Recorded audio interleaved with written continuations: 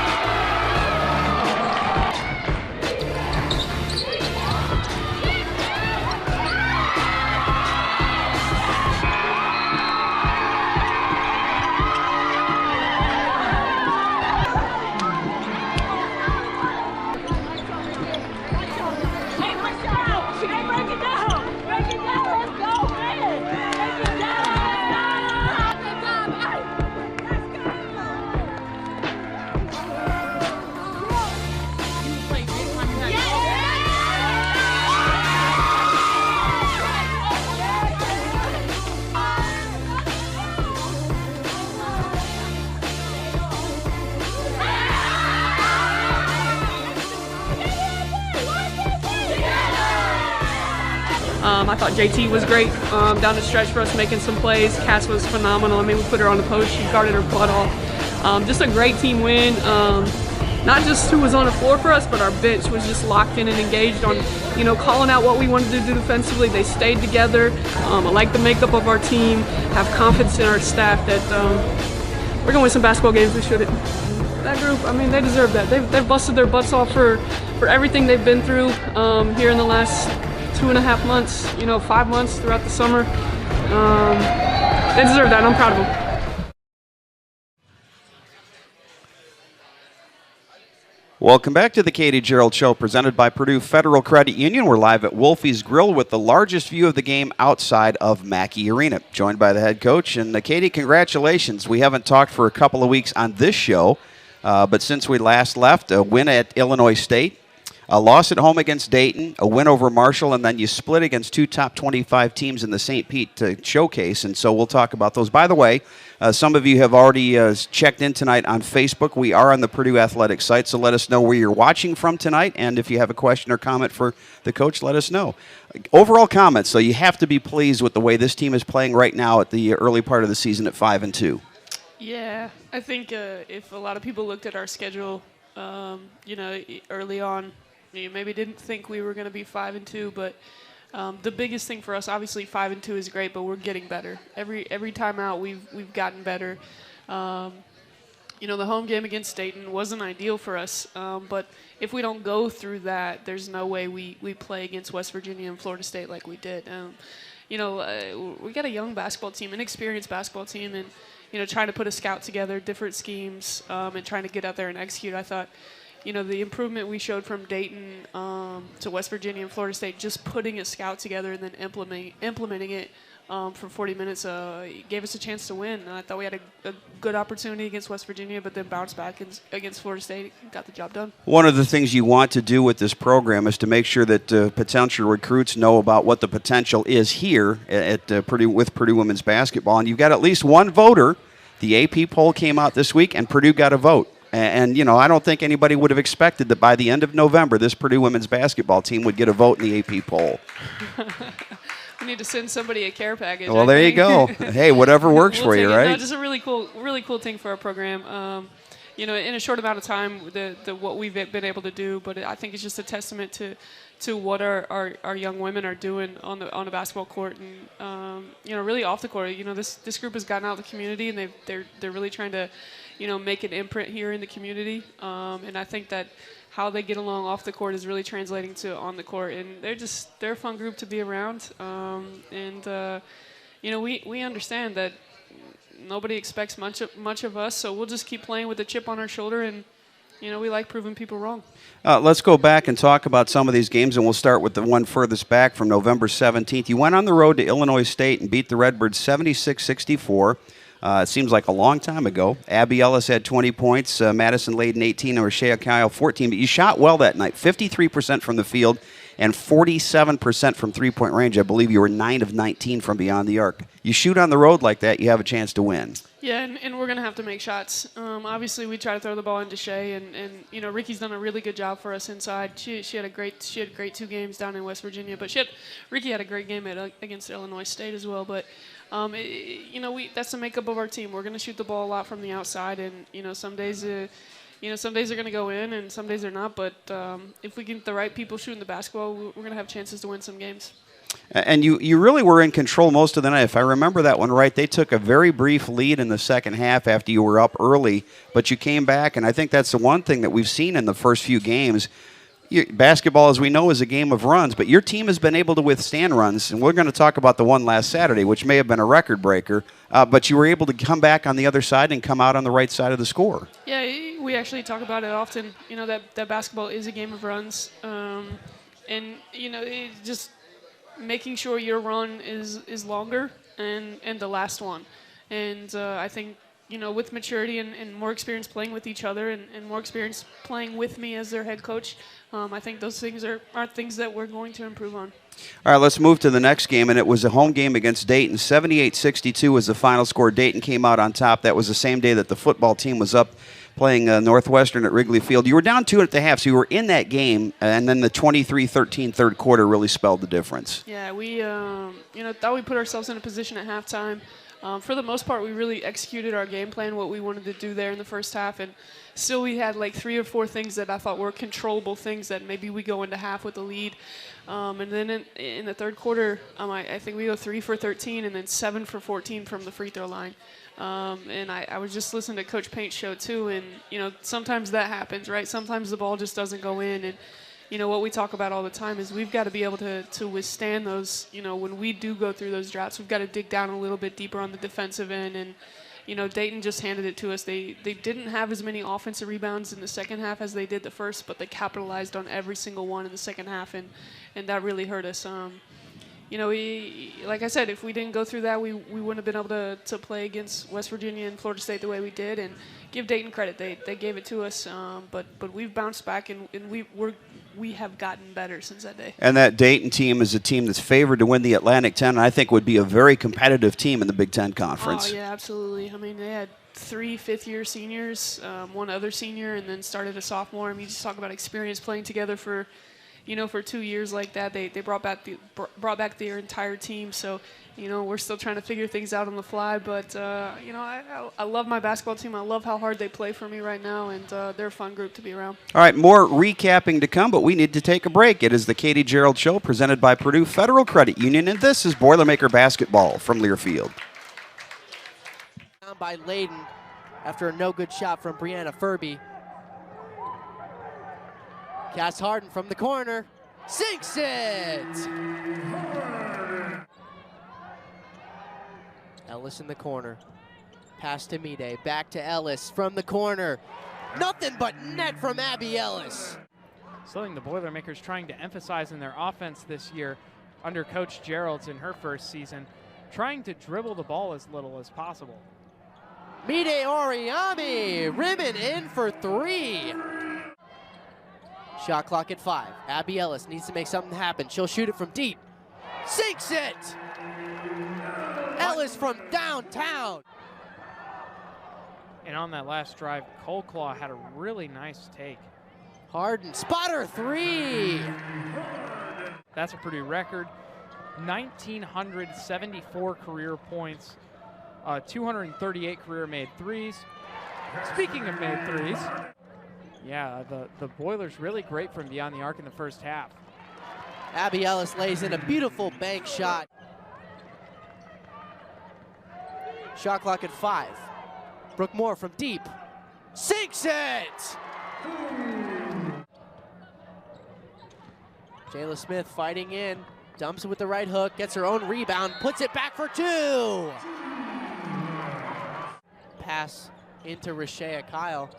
She'll dump that off to Terry. Terry gonna put that one up off the glass and in.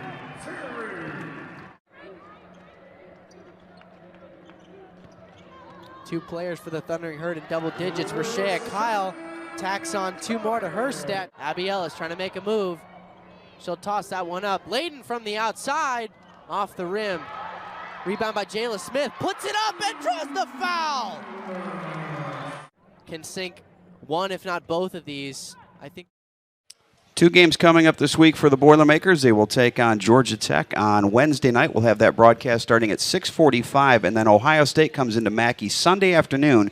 We have 2 Big Ten games before the calendar year flips over. We've got Ohio State here this week and then at Maryland next week. So the Ohio State games tips off at 2, and so we'll be on for that one at 1:45.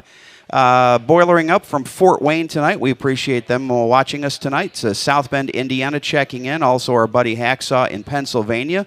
Wisconsin checks in as well. We have Brooke Moore's mom watching. She'll be on the show a little bit later on. And here in West Lafayette. So, and I don't know if it's Cordova, somewhere in Illinois. Supam, wherever you're watching, we appreciate that. And thanks for tuning in.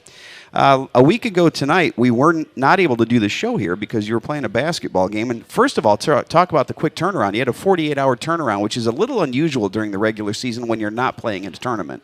Yeah, it was a lot of good practice for us, really. Obviously, we want to have an opportunity to play in March and deep into the Big Ten tournament. But we played Saturday night. Had a little walkthrough on Sunday. Or what the team thought was going to be a little walkthrough. But we got after it a little bit. We didn't really want to waste a day and came back on Monday against Marshall. It wasn't pretty, but we gutted it out, and they don't have to be pretty right now. They just need to say W at the end of the game. And you hit your free throws in that. When you got to the free throw line 26 times, you were 21 of 26. And nights when the shots don't go on, you like those uncontested 15-footers with nobody guarding you, right? Yeah, absolutely. Let's just find a way to score points. All right, so you get on the road, and you go down to Florida for the St. Pete Showcase, and I think everybody looked at the schedule and said, wow, you're going to have to play a couple of top 25 teams. Are you ready to go? You started it on Thanksgiving against West Virginia. They jumped off to an 8-0 lead in the first 4 minutes. The rest of the 36 minutes, it was dead even. Unfortunately, you could never get quite over the hump to get that lead. Yeah, and honestly, I don't know how many fans were able to watch the game, but we had some really good looks there to start the game. We missed 2 layups. Madison airballed a 3 in the corner. Sorry, Mad. She'll get over it. But, it just like kind of the nerves maybe or inexperience in the moment, but we got really good looks. They just didn't go down, and we battled. We stuck with the game plan. We executed it really well. Gave ourselves a shot. It was a 4-point game with about 4 minutes to go. We trapped them out of a timeout, got a steal, and then got a turnover. Turned it over going the other way instead of scoring in transition. And it's kind of took the air out of it a little bit, but had ourselves in a position after a tough start, battled. A good rebounding team, good physical basketball team, and immediately after the game, I told him, I was like, man, I wish I would have done a few things differently to help our basketball team win the game because they fought so hard, and it's going to help me grow and learn as a coach those things, but this group battled, and man, it was fun to watch them. So you had that training the week before where you played 2 games about 48 hours apart. You had the same situation, then actually less than 48 hours apart, because you played Saturday morning against Florida State, what had to be one of the more bizarre games in the history of basketball. You go up 26-10 in the first quarter, and then they scored the next 27 points. You had good looks. You were 0 for 13 in the second quarter. You got good looks from the field. You got good looks from three-point range. Just couldn't get it to go. So you come into the locker room down 7. What was the mood like? Did you get on them? Was it trying to calm them down? How do you get the lid off the basket at that point. Yeah, I think we were just a little tight there at halftime when we did go in. Like, wow, what just happened, right? I think a couple minutes left to go in the second quarter. I sat down next to Beth and I was like, oh my God, we're not gonna score. Like, we haven't scored yet. Like, we're getting looks. We only had 3 turnovers. Yeah. I mean, we 0 for 13, but 3 turnovers, and it was just wild. The best part about it is it was a 7-point game. It wasn't a 15, 20-point game. We had, jumped out and, had a lot of energy to start the game, but knocked down shots. I mean, Cass made 3 threes. Madison hit 1. Just had a lot of good energy, a lot of good flow offensively. Second quarter, our flow was the same. We just didn't make shots, but we kept it within striking distance. And at halftime, I actually got on Shea and Matt a little bit, and they came out and responded second half beautifully. Yeah, and they came out and scored the first. Florida State came out and scored the first 4 points of the third quarter. So you're down 11 now, and I think that was the most impressive thing to me as you come out of the locker room. Okay, they stretched the lead, but you were able to get it down to a manageable point going into the fourth quarter, and then everybody hit shots, and Cassidy Hardin had 6 of them in the game, 6 threes. Yeah, she hit some big shots, but, if you didn't watch the game, you have no idea what that kid did defensively. She was guarding a 6'4" post and battled her butt off. We on the perimeter, we did a really good job of trying to take some things away from what Florida State did, but they wanted to play in the high-low, and we were disruptive with it. And they had, 4 offensive rebounds. We only turned it over 10 times. We were locked in. Janae Terry was something really, really special there in the second half. Brooke hit a huge 3 to go into the fourth quarter to tie the game. It was good to have Madison back. Good to see her make some shots. But, collectively, our group, whether they were on the court or on the bench, they were locked in. I mean, their energy was fun. It was a really fun game to be a part of. I was listening to Brian Jennings, and by the way, thank you, Brian, for filling in those 2 games.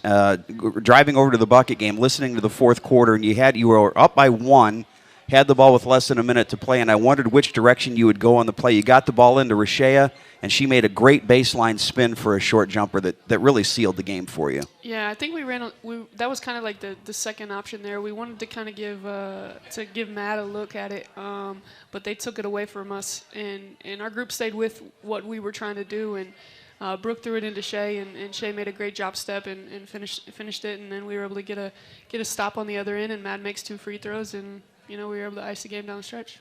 All right, we'll have more with the coach. It's the Katie Gearlds Show presented by Purdue Federal Credit Union, and this is Boilermaker basketball from Learfield.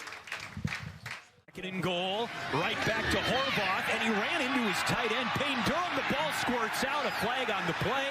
O'Connell appeared to flop on top of the ball. Clean pocket for Grimmel. On the check down, it's Irvin Poindexter, a walk-on himself. He's out across the 40-yard line to the 41.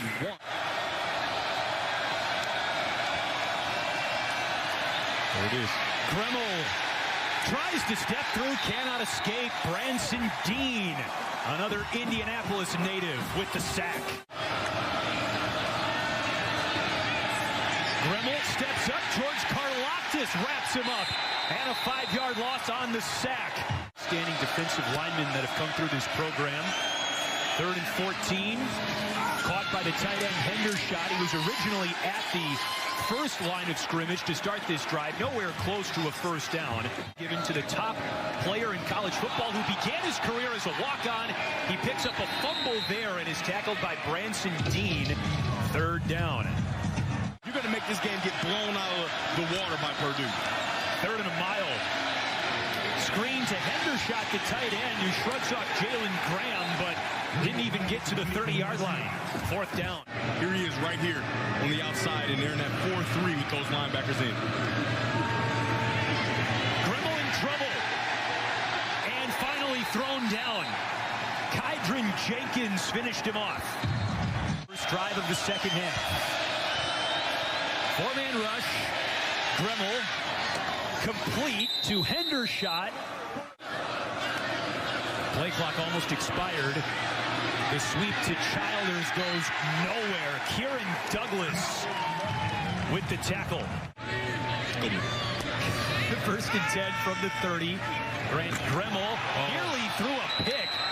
His tight end saved him of that fate. A.J. Barner wrestled the ball away. Gearlds Show presented by Purdue Federal Credit Union. We're live at Wolfies Grill with the largest view of the game outside of Mackey Arena. Sheila watching from Remington. Sheila, we appreciate you being with us every week. Let's talk a couple of individuals. And one that I wanted to bring up, and you mentioned a little bit about her before, Ricky Waltman, who I think we've seen flashes the first couple of years here, but we haven't seen that consistently good play. She is really giving you some quality time right now off the bench. Yeah, she's doing exactly what we need her to do, and more on top of it. We want to make sure we put her in positions where she can be successful. And we told her, like, come in and defend your butt off, rebound your butt off, and she's doing that. But now she's getting more and more confident on the court that we're actually throwing her the ball, and she's wanting it. She's wanting to score. She had a huge bucket down the stretch against Florida State. Missed a layup, offensive rebound, powered it up over there big in a crucial moment for us. And to be able to have Shay and Ricky there inside, not just Ricky giving you defensive rebounds, but to a post presence there in that second group, and she's just shining in it right now. We just can't say enough about what she's done. She works her butt off every day in practice for us. And the longer the season goes on, I feel like we're all going to see more and more Ricky Waltman. Another player that we talked about when you brought her in from Illinois because of her versatility, Janae Terry, and she's able to do so many things for you and play different positions, which is really important as you go down the rest of the season here. Yeah, she had 10 assists, only 1 turnover against Florida State. Put the ball in her hands a little bit more the last 2 games, especially in transition in the half court, just kind of entering the offenses. Moved Abby off the ball a little bit. Just understood West Virginia's pressure could affect Abby's size, and thought if we moved her off the ball, Janae could get us in some stuff a little bit better, and she did that beautifully, actually. And we're walking into practice today, and she's like, "You want me to get some reps at the point?" And I'm like, "I want you to get a lot of reps at the point today." So she's just, and her energy is so contagious. The kid just wants to win basketball games, and she's willing to do whatever it takes for her team to win. And another player we've talked a little bit about tonight, we had her on our first show this season, Cassidy Hardin, who hit the 6 3-pointers and was named, by the way, to the all-tournament team down in Florida. But I think it's showing that she can be more than a 3-point shooter, and you mentioned the fact that she had to guard a 6'4" post player over the weekend. Yeah, I mean, going into the season, I don't know how many fans around here would have thought that she'd make an all-tournament team somewhere, but you're talking about a kid who's just playing free right now, and any shot she takes is a good shot. The bad shots are the ones she doesn't take.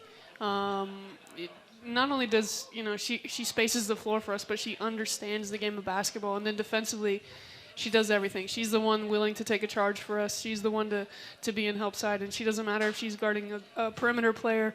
Or a 6'4", 6'5" post inside. She just uses her center of gravity, and she's doing a great job for us. I have a feeling she's going to lead the team in charges taken this season. I just have that gut feeling. You see her on the floor a lot. Yeah, you do. Yeah, you do. All right, we're going to give the coach a break. We'll have Brooke Moore with us when we come back. It is the Katie Gearlds Show presented by Purdue Federal Credit Union, and this is Boilermaker Basketball from Learfield.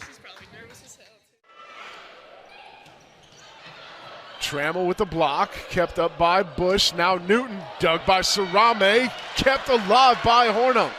Bump set to Newton. Through hands and down. Geddes can't find the floor. Newton does. Newton off hands. And Edwards is rejected. Match point Purdue.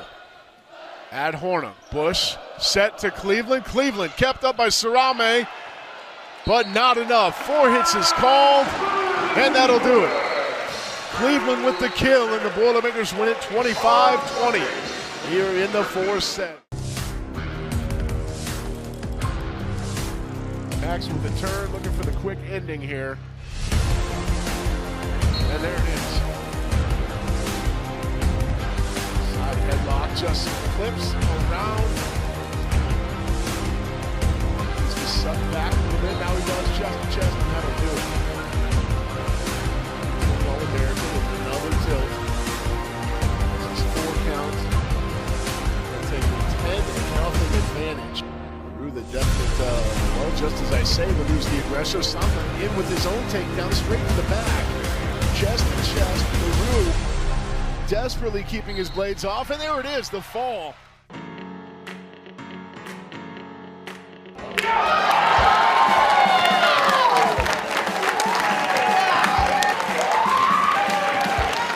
Purdue's sitting there at number 6. They have been hot and really, really hot.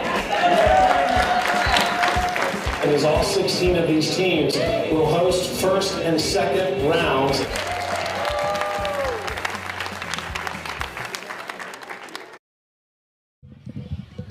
Welcome back to Wolfies. It's time for the Pro Boilers feature, where we look at how former Purdue student athletes are doing in their professional sports careers. Pro Boilers is presented by Indiana Kitchen Premium Pork Products. Get to know us at indianakitchen.com. Both our Pro Boilers and Indiana Kitchen are boiler made. We've talked a little bit about some of the professional women's basketball players who've left Purdue to go overseas.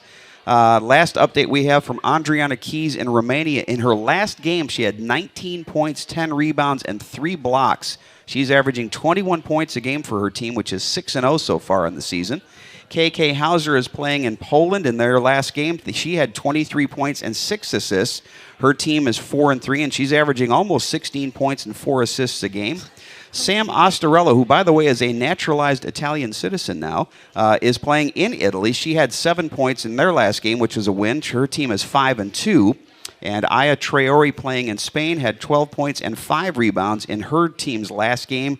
They are 6-2, and she's averaging better than 13 points and almost 6 rebounds a game.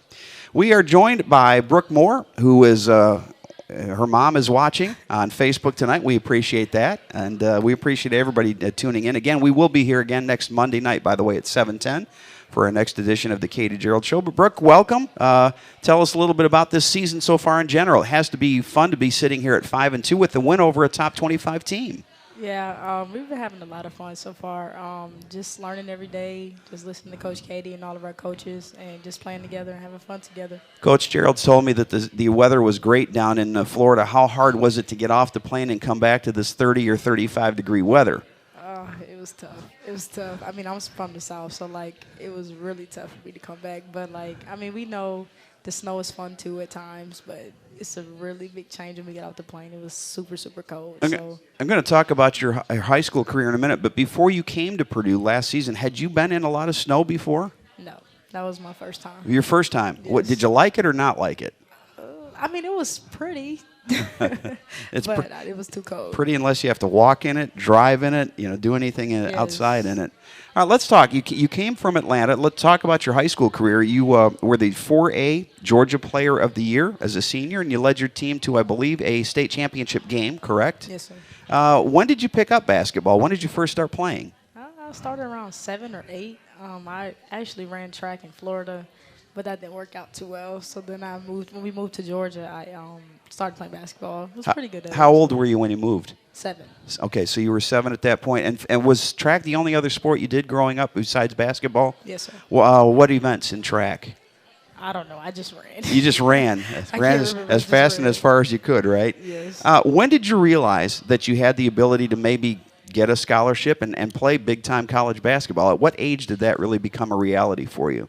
Well, I got my first offer in the 7th grade. So it started pretty early for me because I always played up. Like when I was playing with little rec league teams, there were AAU coaches that would see me and talk to my mom and ask, hey, she should come to a tryout. She should play with us. So I ended up playing with a team called FBC, stands for Finest Basketball Club, and he moved me to the top team, which was players that was older than me. So I just went as they went, and they were recruited by big coaches at early ages, and it fell on down to me in the 7th grade. Were you ever intimidated playing against those older players? Because I'm going to guess those players are not only older, probably a little bit bigger than you were at that point. Yes, definitely. I played against players like Asia Durr, Taya Cooper, Diamond DeShields, all of those big players, and I was like, I'm only in the 7th grade. But then the scholarship offers came, right? And what you decided to go to Auburn. You played 2 seasons there and then decided to transfer to Purdue. What was it that brought you here to West Lafayette? Why did you decide to come up north and brave the snow to play in the Big Ten?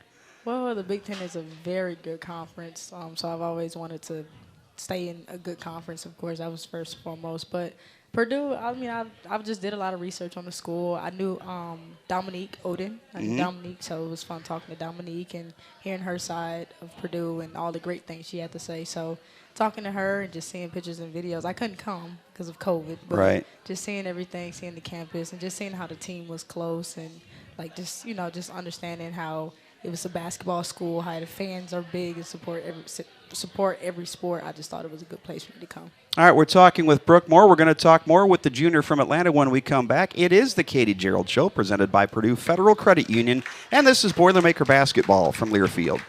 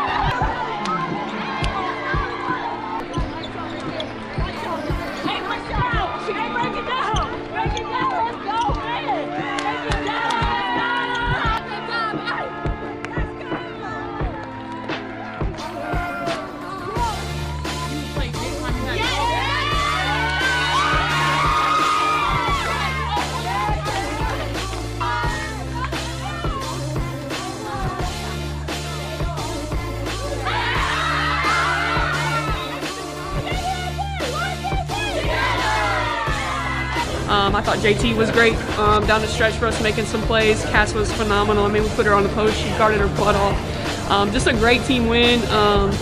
Not just who was on the floor for us, but our bench was just locked in and engaged on, you know, calling out what we wanted to do defensively. They stayed together. I like the makeup of our team. Have confidence in our staff that we're going to win some basketball games. We shouldn't. That group, I mean, they deserve that. They've busted their butts off for everything they've been through here in the last 2.5 months, you know, 5 months throughout the summer. They deserve that, and I'm proud of them.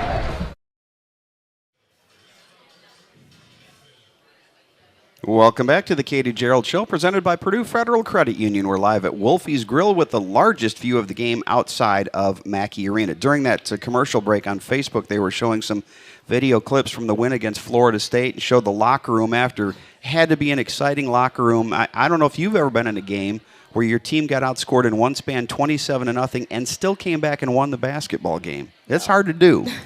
First time. We talked a little bit about the end of the game. Now, there was a double technical foul late in the game with Rashea Kyle and Janae Terry and a couple of players from Florida State. You were on the floor, and I heard that you went and pulled one of your teammates away, tried to protect her a little bit, huh? Yeah, I had to grab Shay. Shay is one of the type of players that's, like, really passionate about everything and everybody on the team. She's like the mom of the team, I would say. So, like, she's really going to be there for everybody if we need her. So I just felt like it was my duty right there and there to grab her and get her out of that situation so she won't get in more trouble. Good quick thinking there. Got to keep her on the floor. Let's talk about the coaching change that you had this year. And I think everybody's gone through this who's been in the workforce. You get a new boss basically coming in. You knew that Coach Gearlds was going to be it looked like an assistant coach for a year, but then when Coach Versup retired, she took over the head role. Describe Coach Gearlds as a coach, reminding you now that she's sitting over here just a few feet away, so be a little bit careful. Yeah, I mean, Coach Katie's a very cool coach. I mean, I'm learning a lot playing for her. Honestly, I wouldn't rather play for anybody else. I mean, we're having fun. I mean, and that's like the biggest thing. I'm happy that we're able to have fun and play together as a team and smile through it all. Like, I mean, there's days where Coach Katie come in and she's like, hey, y'all not working enough. And we're like, come on, y'all, let's do it. You know, like, I just think that's, like, really big for us. Like, to know that we have a coach and a coaching staff that has our back. And it's, like, want to see us win. Like, in that locker room, we were so happy. Like, everybody was smiling. Everybody was cheering. I mean, we dumped Coach Katie in water. So, like, it was just a beautiful moment. Like, and I think that's, like, moments we have every day, if not every other day in practice. And even when it's bad. Brooke, that seems to be the comment of people that I'm around that watch this year's team. It seems like you're having fun. You can see it on the court, and that's translating to the way you're playing in games. And it has to be a lot more fun to come to practice. It has to be a lot more fun because this is a long season. We're just at the end of November. You know, it's a long way from here to March, so you better have some fun along the way because otherwise it's a hard grind. Yeah, we are. Coach Katie made sure we have fun. Like, she writes on the boards before every game, have fun. That's always the last bullet. Play together and have fun. So she is emphasizing for us to have fun, and I think that's the key to us being successful so far and us to continue being successful down the road. What do you see as your role on the team? What do you need to bring to this basketball squad for it to be successful and for you to be successful this year? I think the number one thing is energy. I think a lot of people feed off me for energy. You know, like I'm always the one that's laughing, joking around, playing. So I think that's like the first thing that the team needs. But secondly, I mean, of course, offense, defense, just being upperclassman, doing whatever I got to do to help us get that win. I mean, obviously my roles have changed this year from last year, but I mean, you know, I trust Coach Katie. We all trust Coach Katie, and I would never question her and what she got for the game plan moving forward, whether it's Wednesday or Sunday. So, you know, I'm just going to try to be me every day, every game, every practice, and it's been working so far. Now let's talk a little bit about the school aspect here. We've got 2 weeks left in the semester and then final exams. You've been through this before. Tough time this year, a tough time of the year, always between Thanksgiving and the holidays because you've got those finals coming up and you've got a lot of basketball. How do you balance those two? Well, we lean on our counselors, our academic tutors, and things like that right now during this time because it gets really packed. It gets packed. I mean, when we're in Florida, you know, we didn't really have work, but we had work. You know, like we weren't in school, but we had a lot of work to get done. So it was like tough. We wanted to hang out on the beach, but, you know, you may have to type up this paper right quick. You have to take this quiz right quick. So, I mean, it's not hard. Just honestly, the biggest thing is just remembering that you have assignments and don't let it slip. I know that y'all had fun because I saw some of the pictures from down there. I know that you did find your way out to the beach. So, lastly, life after basketball. And you're hoping to play for a long time professionally at some point, but at some point you have to hang up the shoes. What's after basketball for Brooke Moore? I would love to coach. I want to coach, and then after that or during coaching, I would like to go into real estate, be a real estate agent. It's really popular in Atlanta. It's popular everywhere. I would guess that it is. Yeah. Brooke, thanks for stopping by today, and good luck the rest of the way, and let's keep this roll going. Thank you. All right, we'll have the head coach back. It is the Katie Gearlds Show presented by Purdue Federal Credit Union, and this is Boilermaker Basketball from Learfield. By Layden after a no-good shot from Brianna Furby. Cass Hardin from the corner. Sinks it! Ellis in the corner. Nothing but net from Abby Ellis. Something the Boilermakers trying to emphasize in their offense this year under Coach Gearlds in her first season, trying to dribble the ball as little as possible. Mide Oriami, ribbon in for 3. Shot clock at 5. Abby Ellis needs to make something happen. She'll shoot it from deep. Sinks it! Ellis from downtown. And on that last drive, Coleclaw had a really nice take. Hardin, spotter 3. That's a Purdue record. 1,974 career points. 238 career made threes. Speaking of made threes, yeah, the Boilers really great from beyond the arc in the first half. Abby Ellis lays in a beautiful bank shot. Shot clock at 5. Brooke Moore from deep. Sinks it! Jayla Smith fighting in. Dumps it with the right hook. Gets her own rebound. Puts it back for 2. Pass into Rashea Kyle. She'll dump that off to Terry. Terry gonna put that one up off the glass and in.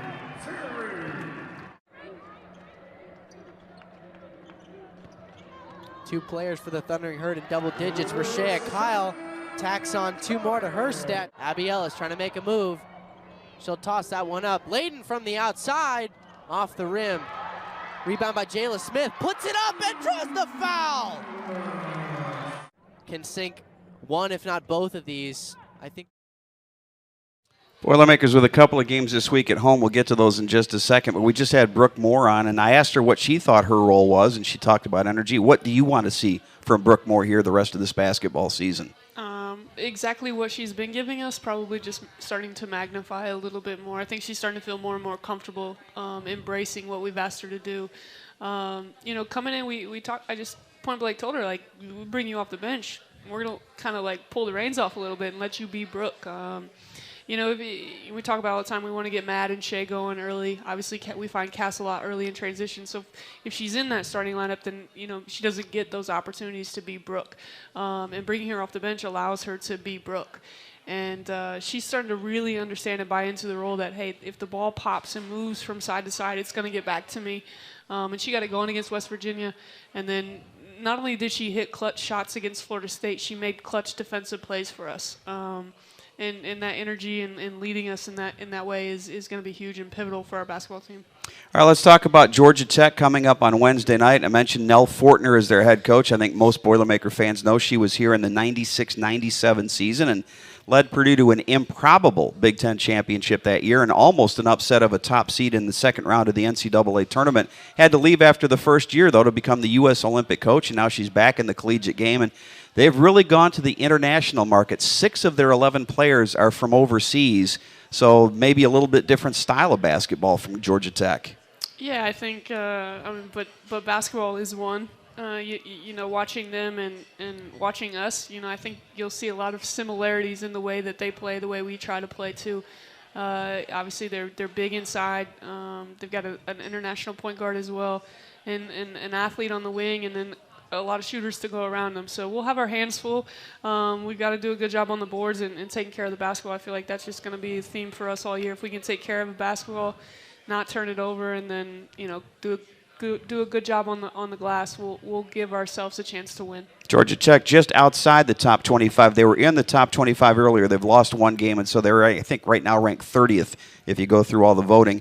Then you've got the Big Ten starting on Sunday. Ohio State comes in here. Ohio State's unbeaten. They haven't played a great schedule so far, but J.C. Sheldon leads them in scoring, and Taylor Mikesell, who is now on her third basketball team, started at Maryland, went to Oregon, now back in the Big Ten at Ohio State. She's only shooting 59% from three-point range, so you need to know where she is behind the arc. I'm going to give you a quick scouting report. Yeah. Guard Taylor Mikesell behind the three-point line. Sounds like a good plan.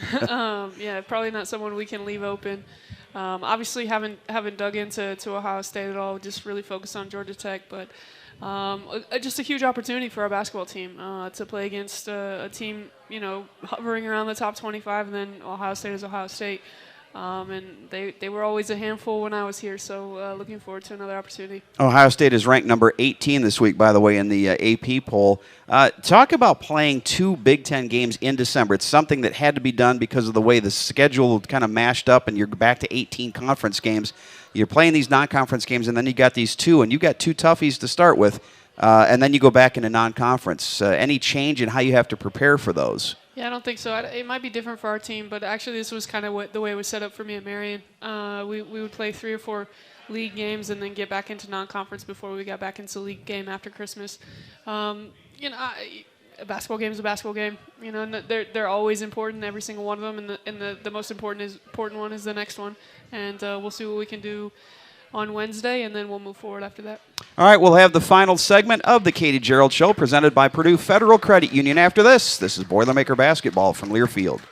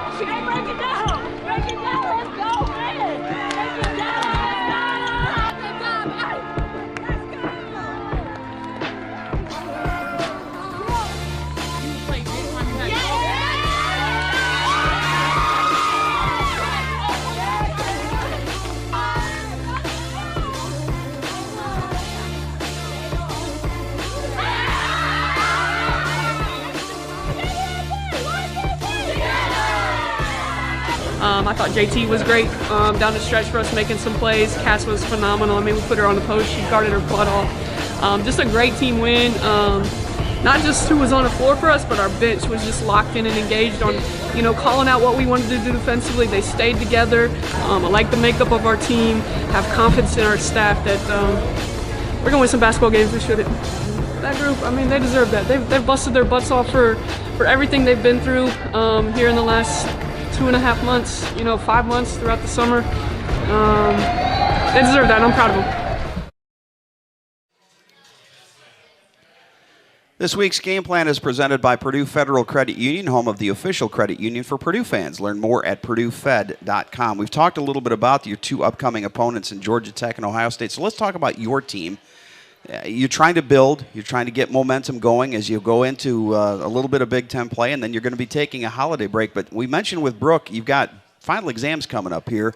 What do you do? Do you do anything differently in terms of scheduling here for the next 2 or 3 weeks with practices, or how do you make sure they've got the time to do the things they need with both basketball and with books? Yeah, I guess the good thing for us is we're going to play Wednesday, Sunday, Wednesday, Sunday, right? And then we have a week without a game. Right. So, and that's finals week. So we'll, I think we're diving into what their final schedules look like now, and then we'll work around their schedule. Probably give them a couple days off.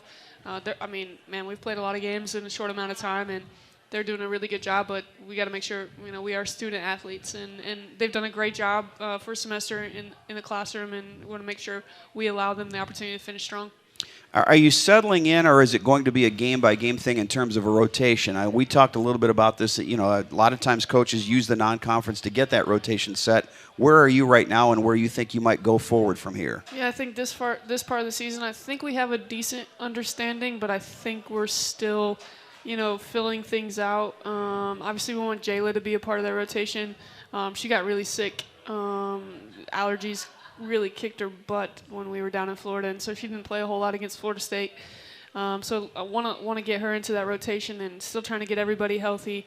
But right now, the problem is a little different than what Coach Paint has. Obviously, his team is just phenomenal, and we're just trying to figure it out. I mean, we've only been together for 2.5 months, and still trying to figure it out. But the gratifying thing is you're seeing things like Ricky Waltman stepping up. You're seeing Cassidy Hardin step in and defend players that she probably has no business being able to defend. They're buying it. Whatever you're selling, they seem to be buying at this point. Yeah, just a lot of belief in them, and making sure they feel comfortable, making sure we as a staff don't put them in a position to fail. And that's the one thing I think I always try to tell my basketball team is, I'm not going to ask you to do something that I don't think you can do, or I'm not going to have you do something for our team that's going to make you look silly. We're going to put you in a position to be successful, and this group right now has really bought into that. Katie, more and more people are coming up to me wanting to talk about this basketball team, and I think that's a testament to what you and the staff have done here, not only in this first month of the season, but throughout the entire summer. Good luck this week, and we'll talk to you again next Monday night. Thanks, Tim. All right, the Boilermakers with 2 games at home this week, taking on Georgia Tech on Wednesday night. That's the Big Ten ACC Challenge. We'll have that one starting at 6:45, and then the Ohio State Buckeyes come in for a Big Ten battle Sunday at 2, and we'll have that broadcast starting at 1:45. I want to thank our on-site engineer, Wes Scott, and our producer tonight, Roger Forsyth. Again, we'll be back here at Wolfies next Monday night at 7:10 for the next edition of the Katie Gearlds Show. Until then, for the head coach, this is Tim Newton, and this is Boilermaker Basketball from Learfield.